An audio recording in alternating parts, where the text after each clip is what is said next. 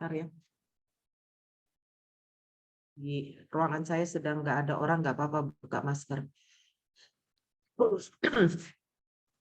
Anda harus hati-hati mulai menghitung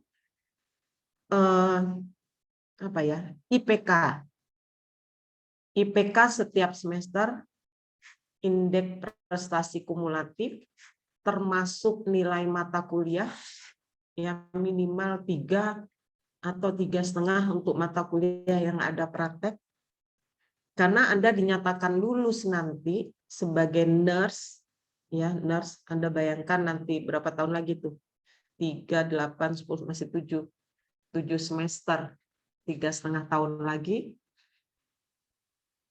Anda dinyatakan lulus sebagai nurse itu nilai akhirnya kumulatif antara nilai seluruh mata kuliah. Ya, jadi sistemnya itu sistem exit exam.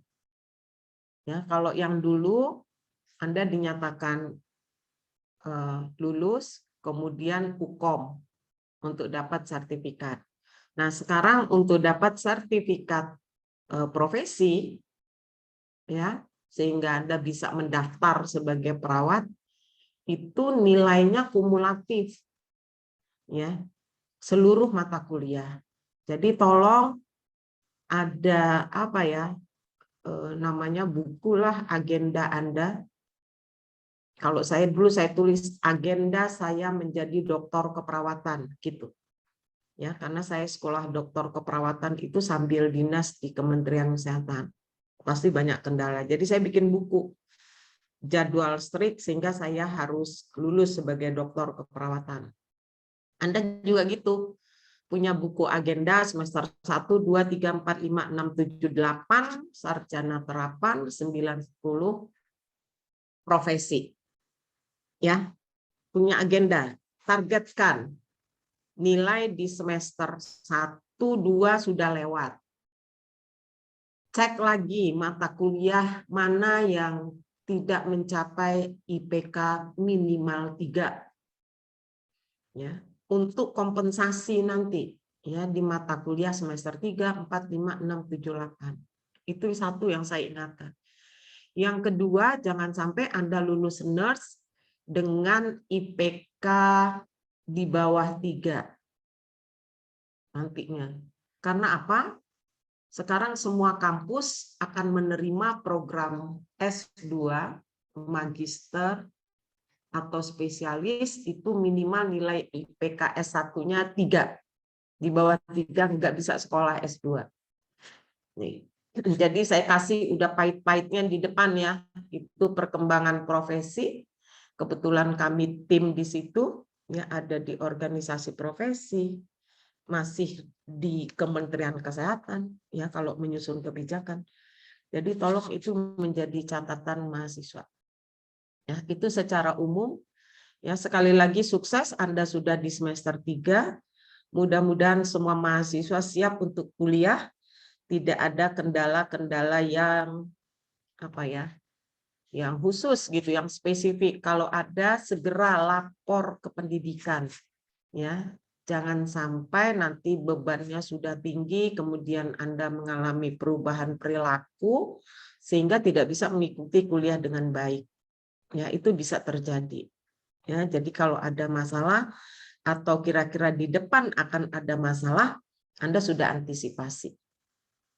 Ya. Nah, mudah-mudahan ini COVID segera tuntas berlalu ya. Bersih sekali pasti tidak gitu. Minimal dia stabil, kemudian perilaku hidup sehat kita udah baik sehingga kuliah bisa dilakukan secara luring ya. Ada positif negatifnya ya. Terutama untuk praktikum dan praktek. Ya, kelihatannya semester ini untuk praktek sudah bisa langsung ke rumah sakit.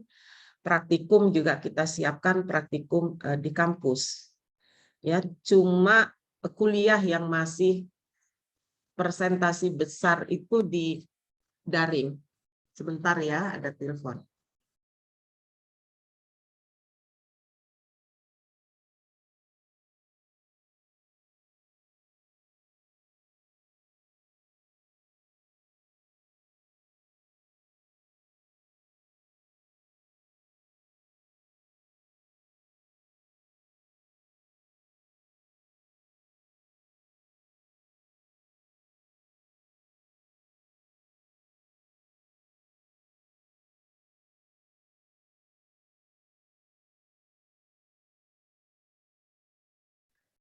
Oke, itu ya pesan saya.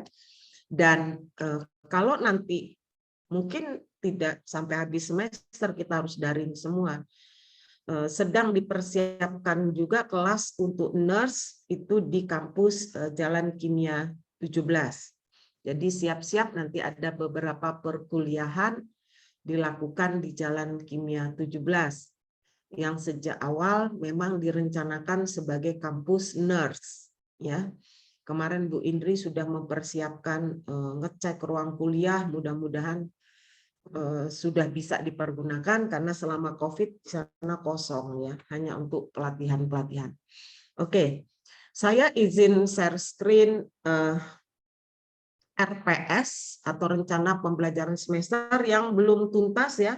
Tadinya mata kuliah dokumentasi ini penanggung jawabnya Ibu Dr. Titi, tapi karena ada dosen kita yang alhamdulillah tahun ini diterima sebagai mahasiswa doktor di UI, yaitu Ibu Santun, ya, sehingga Bu Titi menggantikan penanggung jawab mata kuliah yang dipegang oleh Bu Santun. Nah, mata kuliah Bu Titi dokumentasi dikasih ke saya. Jadi RPS-nya belum tuntas, ya. Saya janji hari ini selesai, dan tolong kelas 2A memberikan daftar nama kelompok minimal, kalau nggak salah dosennya 6 kelompok, satu kelas bagi kelompok. Nama-nama kelompok silakan Anda yang mengatur. Si Pen ini Monik, tolong buat daftar kelompok, sudah diketik rapi sehingga tinggal saya copy paste di RPS. Ya, Monik. Sebentar, saya buka ini materi.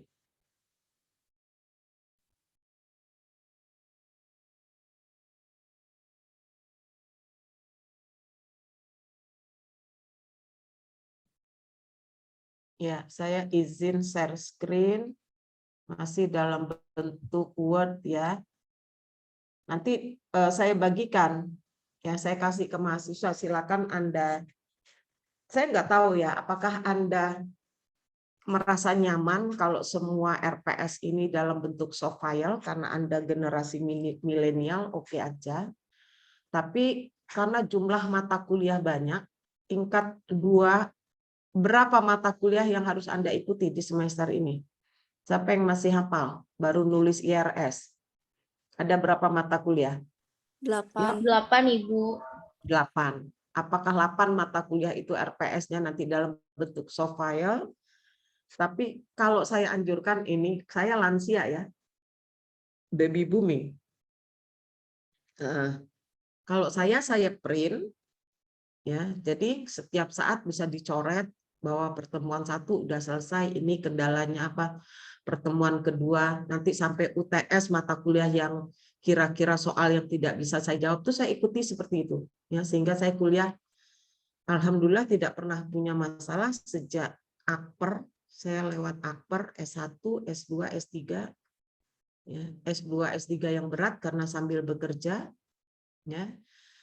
S3 tambah berat sambil bekerja dan bayar sendiri karena umurnya tidak mungkin lagi sekolah di S3, tapi saya harus menjadi S3. Nah, itu saya punya file masing-masing mata kuliah, ya, dan dicatat-catat di akhir semester RPS saya itu penuh dengan tulisan. Nah, itu tandanya bahwa kita belajar. Ya, kalau di soft file 8, kemudian ada yang lain-lain, ya mungkin mahasiswa terbatas ya, kalau saya informasinya banyak sekali di soft file. Oke, silakan itu diatur sebagai metode, cuma saya berharap tidak ada satupun mahasiswa yang tidak paham RPS. RPS ini bukan tanggung jawab Sikpen. Saya lihat budaya di kita, yang ngecek jadwal, yang tahu undang ini, itu lebih ke arah seolah-olah hanya Sikpen gitu.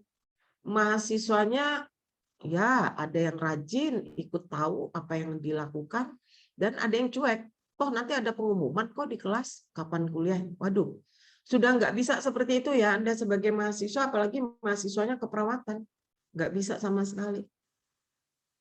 Ya, nanti Anda udah lulus aja praktek di ruangan harus membuat jadwal harian seorang perawat. Ya, jadi sudah mulai disiplin di semester awal.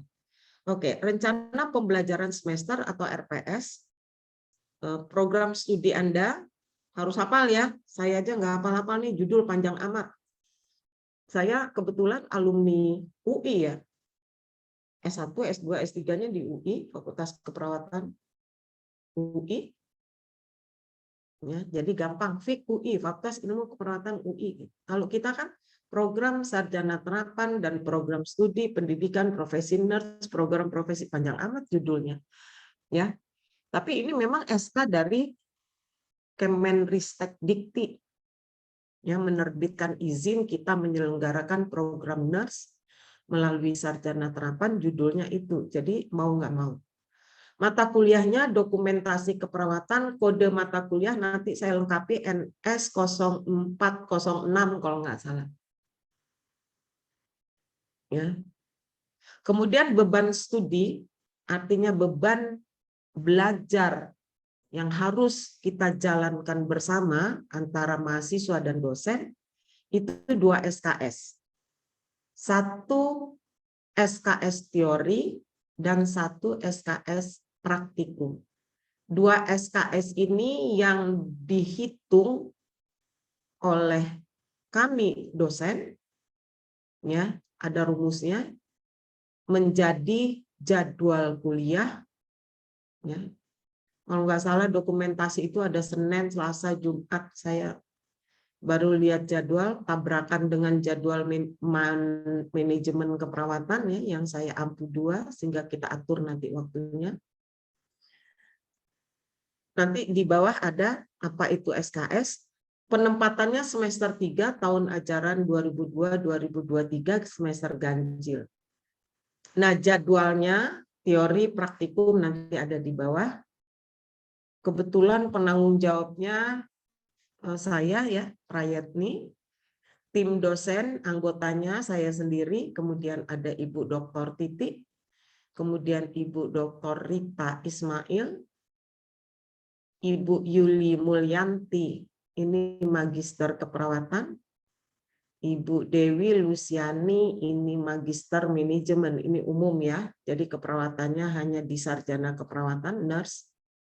Kemudian Bu Puspita Hanggit, Magister Keperawatan dan Spesialis Keperawatan Komunitas. Ini timnya. Ya. Nah, kemudian ini 1 SKS itu berarti 1 kali 50 menit kali 16 minggu sama dengan sekian jam. Nanti ada tugas terstruktur, ada tugas mandirinya. Ya, nanti dijabarkan lebih rinci. Dan 1 SKS praktikum itu 1 SKS sama dengan 170 menit. Jadi kalau bebannya 2 SKS, 2 kali 170 menit, 2 jam, hampir 3 jam ya. Oleh karena itu di praktikum itu jamnya panjang. Ya. Periode teorinya mulai kemarin sampai 23 September. Di dalamnya ada UTS, ada UAS, tapi UTS nanti saya rancang tidak terjadwal resmi karena kurikulum kita sudah berbasis outcome, OB ya, outcome based education. Nah, untuk praktikum nanti kelasnya beda-beda. Nah, ini mohon maaf nanti kelas RK, RKI nanti siang ya. Kelas A itu November, mungkin pelajarannya udah lupa kali ya. Pelajaran kuliahnya sampai September, praktikumnya November gitu. Ini salah satu dampak karena kelasnya banyak, muridnya banyak. Apa itu mata kuliah dokumentasi keperawatan? Mata kuliah ini menguraikan tentang konsep dasar dokumentasi, menerapkan teknik dokumentasi dan pelaporan dalam tatanan klinik, ya, jadi di rumah sakit atau puskesmas, mengenal sistem informasi kesehatan yang saat ini sedang viral dan trendy. Kenapa saya bilang viral dan trendy? Karena salah satu transformasi bidang kesehatan pasca pandemi, era global, dan pertemuan G20, mungkin Anda mahasiswa harus tahu ya, punya wawasan luas. Pertemuan G20 itu pertemuan pemimpin-pemimpin negara ya, menata semua bidang-bidang di setiap negara, salah satunya bidang kesehatan. Maka Menteri Kesehatan memutuskan salah satu transformasi bidang kesehatan, artinya perubahan besar-besaran di bidang kesehatan adalah teknologi informasi dan biomedical. Ya, sehingga dokumentasi ini menjadi penting. Ya. Wujudnya apa sih Bu dokumentasi? Wujudnya apa yang dilakukan oleh perawat terhadap pasiennya dicatat, itu aja. Ya. Tapi di belakang apa yang dicatat itu ada konsep profesi, ada macam-macam konsep. Nanti kita belajar. Bukan hari kedua, pertemuan kedua masih sama saya. Dan mengenal model-model dokumentasi, ada macam-macam model dokumentasi, melakukan pendokumentasian sesuai dengan. Nah, ini Nanda itu hanya diagnosa, sebenarnya dokumentasi bukan hanya diagnosa ya. Serta aspek legal pendokumentasian. Contohnya, kapan sih dokumentasi tentang seorang pasien yang dirawat 10 hari di rumah sakit boleh dibuang atau disimpan? Kalau disimpan di mana tuh nyimpennya? Ya kalau rumah sakit Cipto tempat tidurnya kan 2000. Itu nyimpennya di mana ya? Pelayanannya macam-macam. Nah, kalau ada sesuatu ingin memerlukan bukti dokumen, bagaimana caranya mengambil dengan cepat 5 menit, ada tuh dokumen yang sudah disimpan. Itu seperti gitu, aspek legal. Ya, karena bisa saja pasien dirawat sekarang 10 hari, kemudian dampak dari perawatannya ini terjadi kecacatannya setahun kemudian, kan dibongkar lagi tuh dokumentasi. Dan seterusnya. Ya, dia sebagai aspek legal, aspek hukum, itu ada ketentuannya. Nah, itu nanti Anda belajar. Jadi mata kuliah ini betul-betul menjabarkan tentang bagaimana catatan dan laporan praktek Anda ya, di fasilitas pelayanan kesehatan. Ya. Oke. Yang ketiga, capaian pembelajaran lulusan dan capaian pembelajaran mata kuliah. Mahasiswa, saya berharap setiap mahasiswa hafal dan paham apa itu CPL, apa itu CPFK. CPL itu capaian pembelajaran lulusan dan capaian pembelajaran mata kuliah. Ini saya belum tulis nih CPL-nya, karena barusan saya ketemu sama Ibu Direktur di depan, Ibu Kajur dan Ibu Sekjur diskusi. Ini di kurikulum kita yang baru ini ada miss sedikit tentang capaian pembelajaran lulusan. Apa itu capaian pembelajaran lulusan?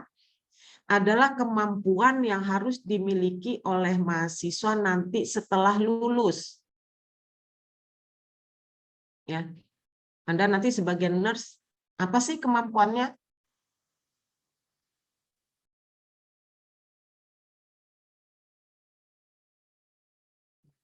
Ya, jadi setelah lulus, apa kemampuan yang Anda peroleh? Kalau kurikulum sebelumnya Anda tingkat 1 itu ada 30 CPL.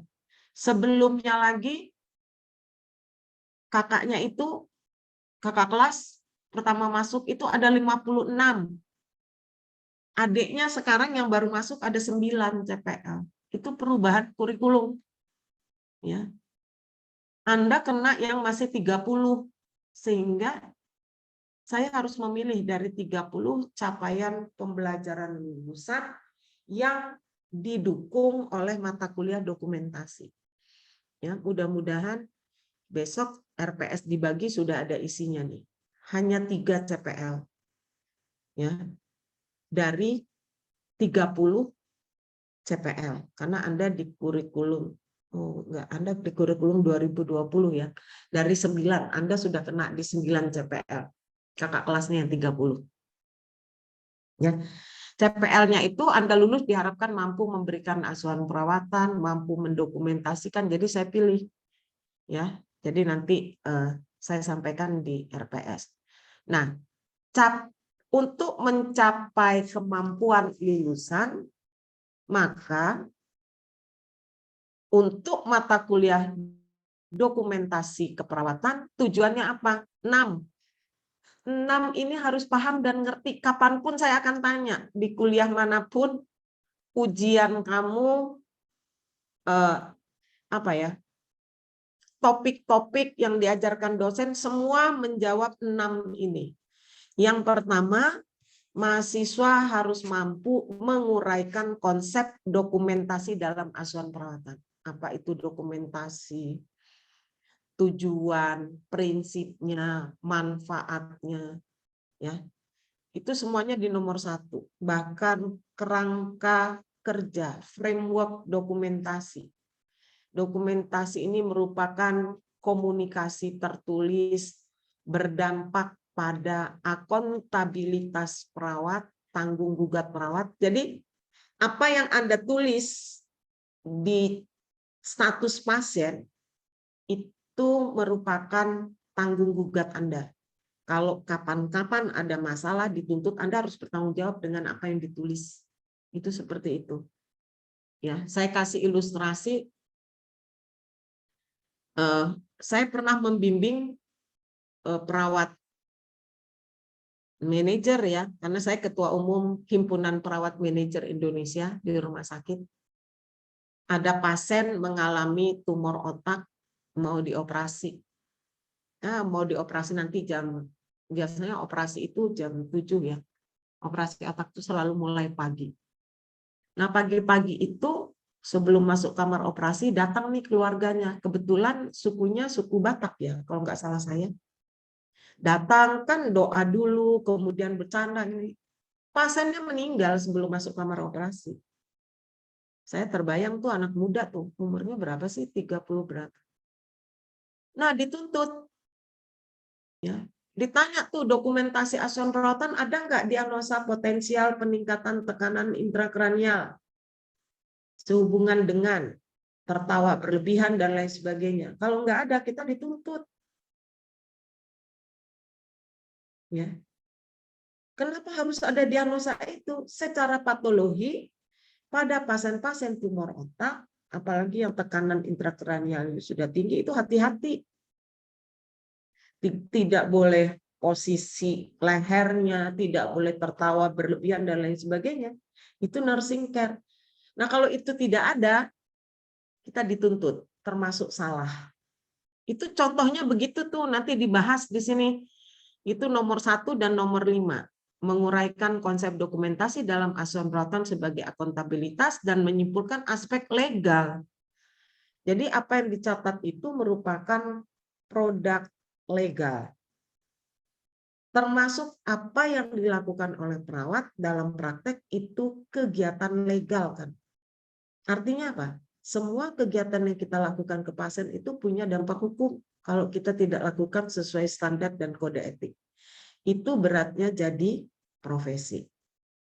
Yang kedua, menguraikan teknik dokumentasi dan pelaporan. Nanti ada teknik-teknik dokumentasi, ada ya, nanti gabung dengan model ya. Teknik-teknik dokumentasi dan pelaporan dalam tatanan klinik. Itu dipelajari mulai dari sistem informasi kesehatan dan seterusnya.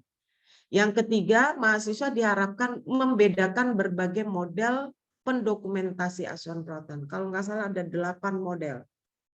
POR, Problem Oriented Record, Medical Oriented Record, Resources Oriented Record, PE. Ya. Ada 8 model, ada terpadu CPPT yang dipakai sekarang di rumah sakit, di mana semua tenaga kesehatan menulis di dokumen yang sama. Ya, catatan pemberian pelayanan terpadu. Ya, itu Anda akan belajar nanti di nomor 3. Nah, mahasiswa diharapkan bisa membedakan masing-masing model. Sehingga nanti di praktikum Anda pilih. Kalau kasusnya begini, maka model dokumentasinya ini gitu. Ya, di praktikumnya. Keempat, menyimpulkan standar dokumentasi asuhan perawatan. Standar dokumentasi asuhan perawatan, saya sudah browsing 4 standar di beberapa negara luar. itu hampir semua dokumentasi asuhan keperawatan itu pendekatannya pengkajian, diagnosa, perencanaan, implementasi, dan evaluasi. Anda udah belajar metodologi kan? Sudah belum? Moni, sudah belajar? Metodologi, nursing proses, sudah? Sudah Ibu, sudah Ya, belajar. nanti di sini di standar dokumentasi Anda akan belajar. Pengkajian kalau datanya hasil pemeriksaan fisik, maka catatannya itu bisa checklist. Tapi kalau pengkajian tentang riwayat penyakit yang lalu sekarang itu harus naratif. Gitu. Belajar itu nanti di nomor 4. Yang 5, mengimplementasikan cara pendokumentasi asuhan perawatan. Nah, ini yang saya belum tuntas, saya nggak tahu harus join kemana. Cara dokumentasi ada yang manual. Kalau manual saya bisa pinjam status kosong nanti ya dari RSPAD, RSCM, Anda bisa lihat. Tapi ada cara dokumentasi secara elektronik. Nah, ini di beberapa rumah sakit sudah ada, tapi saya yakin tidak bisa keluar. Nah, nanti ada contohnya di dokumentasi asuhan pasien di keluarga, terutama lansia. Ya, tahun kemarin saya sudah menghasilkan penelitian dan sudah dapat haki tentang geriatric care. Bagaimana pengkajian lansia di rumah, kemudian bagaimana perawat mencatat, dokter mencatat, kader mencatat, itu ada linknya, ada softwarenya. Saya bisa share nanti Anda latihan. Yang di nomor 5. Nomor 6, menyimpulkan aspek legal pendokumentasian. Ya, yang saya ceritakan banyak. Jadi ada 6 CPMK. Anda harus paham, kapanpun saya tanya harus bisa menjawab. Ya. Nah, untuk mencapai capaian pembelajaran mata kuliah, ini gambar penjelasan saya tadi ya. CPL harus didukung oleh CPMK. Nah, setiap CPMK ada sub CPMK-nya. Nah, untuk mata kuliah dokumentasi ada 16 sub CPMK. Harus paham. Contohnya CPMK 1 tadi, menguraikan konsep dokumentasi keperawatan. Itu ada 3 sub. Sub 1, 2, 1 menguraikan pengertian, 1, 2 menerapkan prinsip-prinsip, 1, 3 menguraikan manfaat. Itu ada kodenya tuh di belakang. C itu artinya tingkat pengetahuan yang harus dimiliki oleh mahasiswa untuk sub CPMK 11 itu level 4. Tingkat pengetahuan ada level 6. Level 4 itu menguraikan. Ya, nanti ada bentuk penugasannya. Untuk saya yakin bahwa Anda sudah mampu menguraikan pengertian dokumentasi, ada tugas 1 gitu nanti. Ini RPS yang pendekatan OB ya. Agak detail, tapi memandu mahasiswa untuk belajar dengan baik. Jadi kalau Anda lihat CC di belakang itu tingkat level pengetahuan. C, kognitif. K itu keterampilan. A, afektif, sikap. 1, 2 menerapkan prinsip. C-nya 3. Menerapkan itu levelnya lebih rendah daripada menguraikan. Menguraikan C4. Untuk CPMK 02 itu ada 2, menguraikan teknik dokumentasi. Isi sub CPMK-nya menelaah kebijakan sistem informasi, menguraikan sistem informasi. Nah, sub CPMK inilah nanti yang menentukan materi kuliah, yang menentukan soal yang harus keluar, yang menentukan tugas apa yang dilakukan oleh mahasiswa. Itu pedomannya adalah sub CPMK. Jadi tolong dipahami. CPMK 3 membandingkan berbagai model. Ini isinya menguraikan pengertian setiap model, yang saya bilang ada 8 model. Menelaah model-model dan mempraktekkan model tersebut. Jadi ada 3 sub CPMK. CPMK 04 menyimpulkan standar dokumentasi Ini menguraikan minimal 2 atau 3 standar dokumentasi dari negara yang berbeda. Anda browsing. Ya, saya sudah browsing dapat, tapi untuk panduan saya.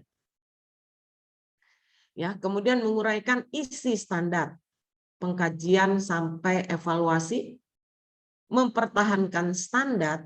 Ini nanti pada saat latihan saya kasih borang kosong. Mudah-mudahan saya minta ya sama, ya bisa lah, karena manajer perawat ada di bawah himpunan perawat manajer Indonesia. Saya akan minta beberapa rumah sakit, Anda akan mengecek apakah dokumen itu betul-betul sudah menjawab standar pengkajian sampai evaluasi.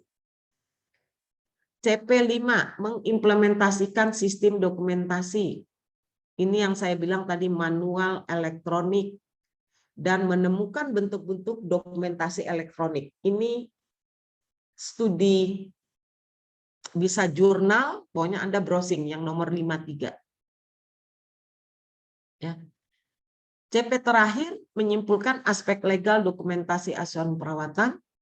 Ini ada 3.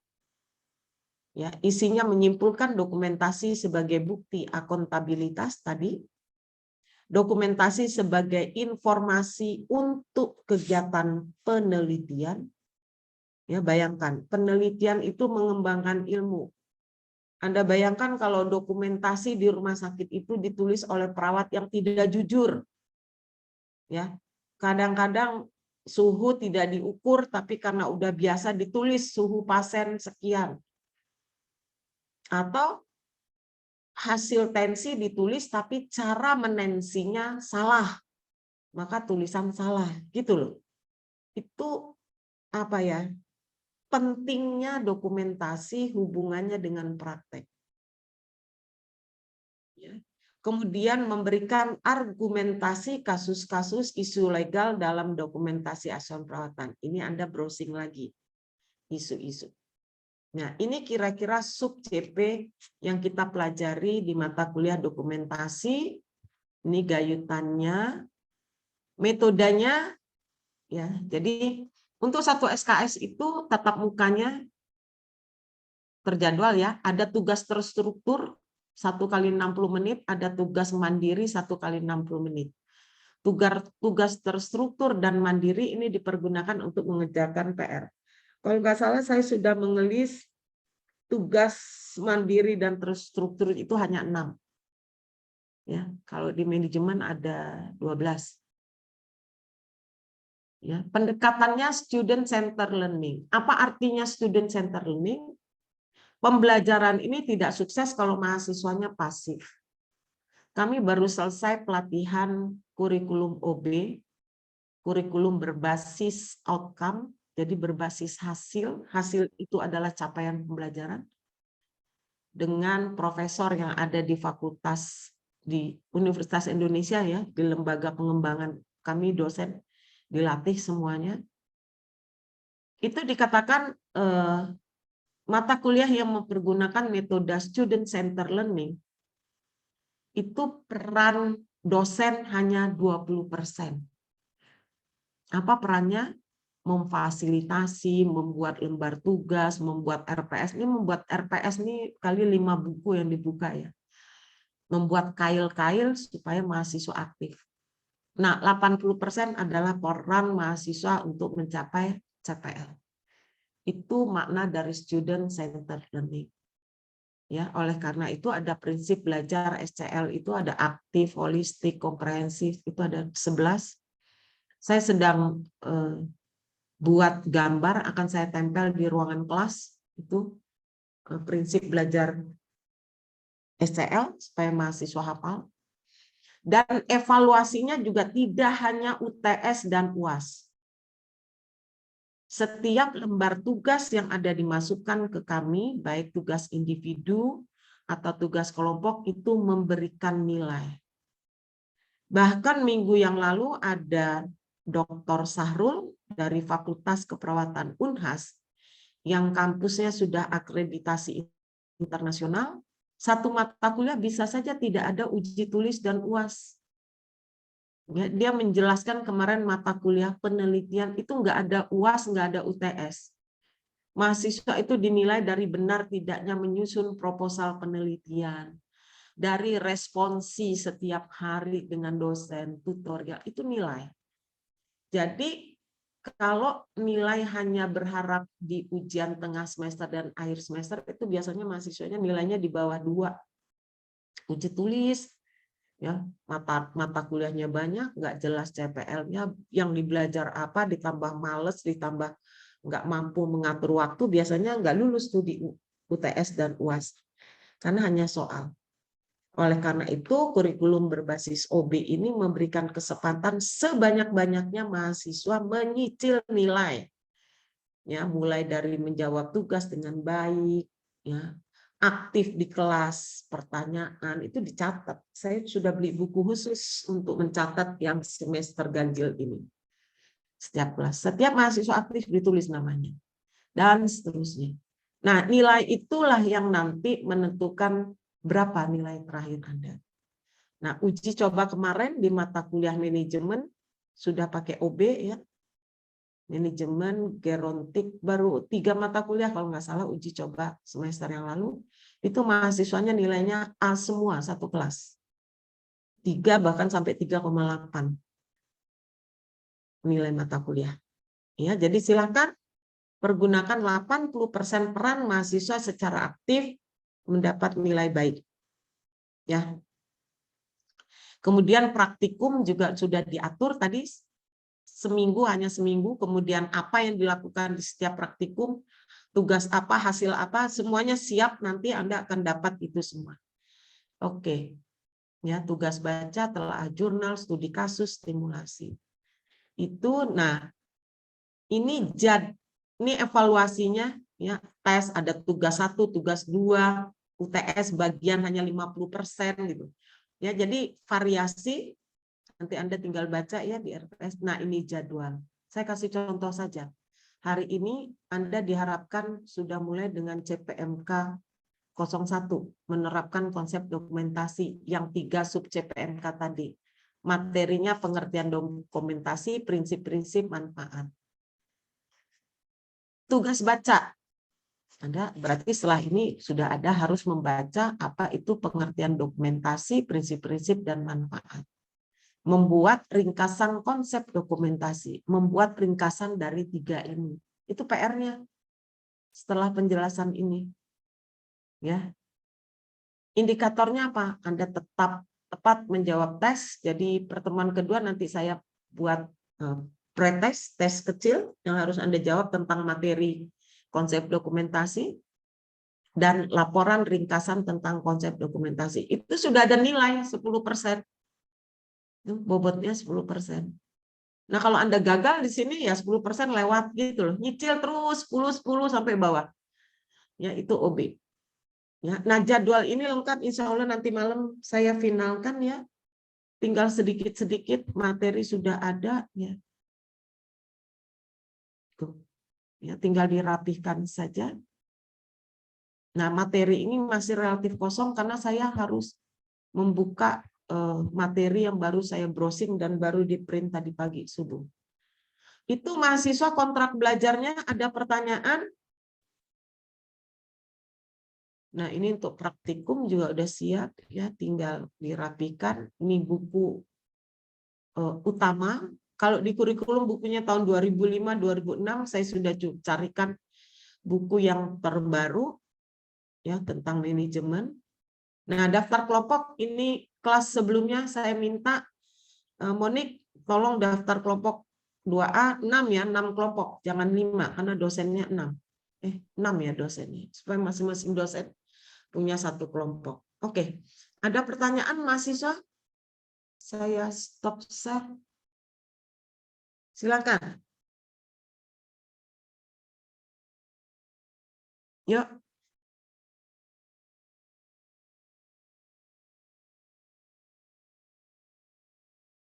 Nah, mulai diam. Silakan, yang pertama mau bertanya. Ya, izin masuk Ibu. Saya Monik, Yes. selaku Sipen, izin bertanya. Untuk berarti pertemuan berikutnya sebelum pelajaran itu akan dimulai dengan pretest ya Ibu? Ya, kuis. Kuis, oke. Kuisnya itu nanti lewat link yang Ibu berikan kah seperti kuisis Ya, gitu nanti atau? gini, kalau teknik nanti ya, yang penting ada kuis gitu. Oke, baik, Ya, baik, baik Ibu. Ya, sudah ya, nanti untuk kelompok nanti akan saya serahkan ya Ibu filenya. ya. Ya, Oke. Pertanyaan konten nih, ayo silakan. Ada yang mau bertanya?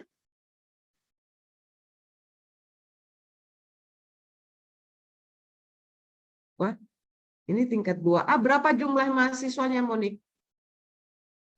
Untuk 2B ya Ibu, ini kelas 2B 2B. Maaf, ya maaf, maaf. 2B. 39 mahasiswa. Oke, 39. Nah, ini ada satu yang nggak masuk ya? Iya Ibu. Ini di partisipan ada 39, satu siapa yang nggak masuk? Iya, tadi sudah saya cek ya Ibu, cuman katanya gangguan sinyal, jadi dia masih Siapa? keluar masuk. Siapa?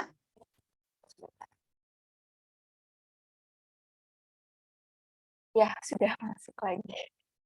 Oh, udah masuk. Iya. Ya, udah 40. Oke, ada pertanyaan? Nah, ini udah begini nggak ada yang bertanya deh. Saya udah ngomongnya panjang gitu. Apa aja yang perlu Anda tanyakan, silakan. Izin tanya Ibu. Yes, siapa? Ya, saya Amar Bu dari kelas 2B. Tadi Ibu Ya, udah ngejelasin ya, apa namanya, berarti ada kemungkinan ya Bu, kalau misalkan yang teori ini kita ke kampus gitu secara luring atau bagaimana Bu? ya itu nanti saya koordinasi dulu dengan yang lain. Kemarin saya usulkan ada yang namanya tutorial. Ya, jadi ada nanti tergantung di topik yang mana atau di waktu yang mana kita akan luring. Ya, topiknya nanti saya koordinasi dulu sama Sekjur. Karena kelasnya kan terbatas nih. 1-2 hari ini otomatis tidak bisa karena tingkat 1 semuanya luring kontrak programnya. Ya, supaya kenal dengan dosennya. Ya. Oke. Ada pertanyaan lain yang tentang materi dokumentasi? Ayo. Ini kan udah dijelaskan tadi. Ada nggak? Kori, mau bertanya apa Kori? Kamu sambil baca apa tuh? Nunduk. Yuk. Mau bertanya apa Kori? Ibu, izin bertanya. Perkenalkan, nama saya Ita Silvia. Ibu, sebenarnya tuh kayak dokumentasi keperawatan sama proses keperawatan itu apa bedanya, Bu? Kan di proses keperawatan juga ada catat-mencatat seperti itu, Bu. Terima kasih. Oke. Siapa nih? Ita Silvia, Ibu. Vita. Nggak ada di layar ya?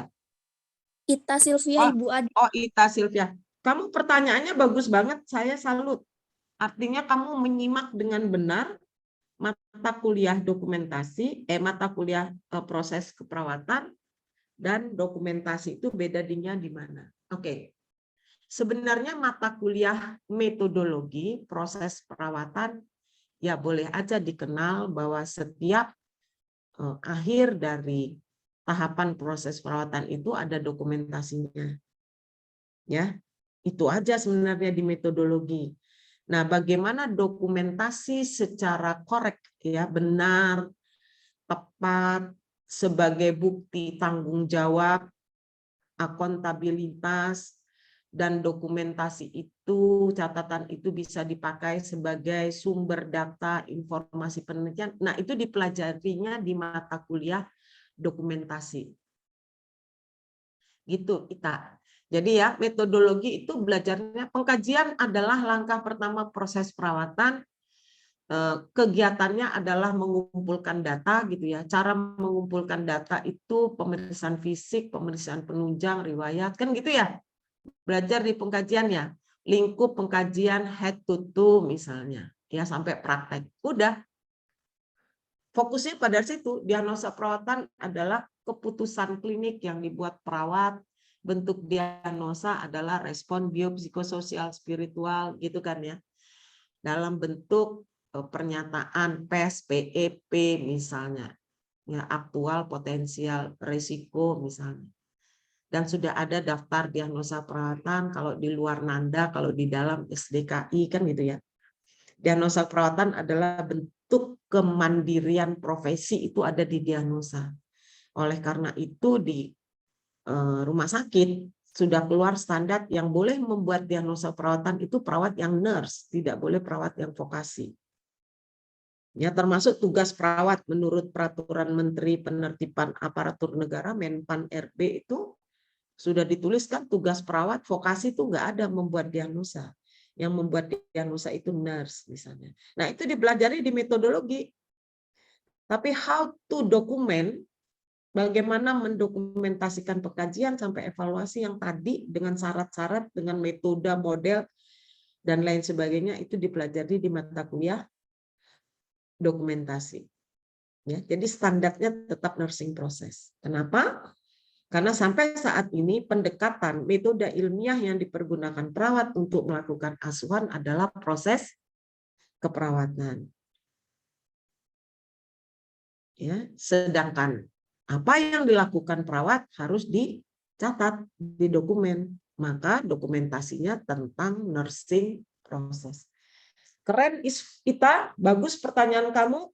Ya, kamu menyimak dengan baik mata kuliah. Oke, ada lagi yang lain? Baik, Ibu, terima kasih. Nih, itu udah nabung nilai dia. Ya. Yang lain ada pertanyaan? Izin, Bu. Yes, siapa nih? Iya, Bu, saya Faris, Bu, dari Faris, kelas oke. B. Ya. Ya, Saya ingin lanjut Pak bertanya, Faris. ya, kalau misalkan di rumah sakit itu, dia ada format dokumentasi keperawatannya sendiri nggak sih, Bu? Dan apakah setiap rumah sakit format dokumentasi keperawatannya itu sama atau berbeda-beda, Bu? Seperti Bu. Oke, pertanyaannya juga bagus, Faris. Di setiap rumah sakit harus dan wajib ada format. Ya, format ini berkembang. Ya, zaman dulu tebal, lama-lama apalagi dengan sistem digitalisasi ya lebih simpel, praktis gitu. Tapi prinsip dokumentasi harus benar, kemudian model yang dipergunakan harus tepat, isinya juga harus lengkap gitu ya. Cara menulisnya benar. Ya nanti misalnya kita nulis salah, caranya mencoret gimana gitu. Itu ada tuh di pelajaran dokumentasi. Ya. Jadi semua rumah sakit harus punya sistem dokumentasi. Apakah setiap rumah sakit sama? Enggak. Ya. Gayanya itu macam-macam gitu. Stylenya. Tapi secara prinsip minimal berisi pengkajian sampai evaluasi. Gitu. Ya, bentuknya itu beda-beda. Bentuk formatnya, bentuk kertasnya gitu. Nah, itu nanti menjadi PR Anda di poin berapa tuh ya? Model-model itu Anda ada browsing misalnya model dokumentasi di rumah sakit Singapura, rumah sakit Tan Teck Puan Singapura misalnya, browsing.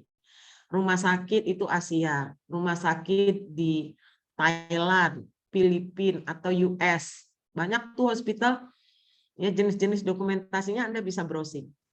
Tapi kalau Anda pelajari isinya, pasti menjawab nursing proses. Ya, cuma stylenya beda. Gitu, Faris. Ya, oke. Nggak usah jauh-jauh deh. Dokumentasi antara RSUD DKI dengan Cipto aja beda, dengan RSPAD beda, ya, gitu.